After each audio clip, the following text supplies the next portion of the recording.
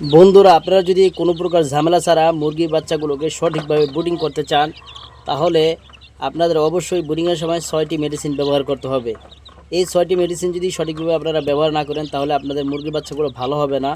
এক পর্যায়ে গিয়ে মুরগির বাচ্চাগুলো অসুস্থ হয়ে যাবে এবং মারা যাবে। 6টি মেডিসিন হলো এন্ড্রোফ্লক্সাসিন, অ্যামোক্সাসিলিন। এই দুইটা হলো অ্যান্টিবায়োটিক।